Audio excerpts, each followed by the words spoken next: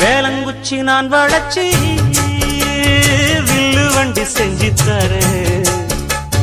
வண்டியில வஞ்சி வந்தா வள்ளச்சி கட்டி கொஞ்சம் வர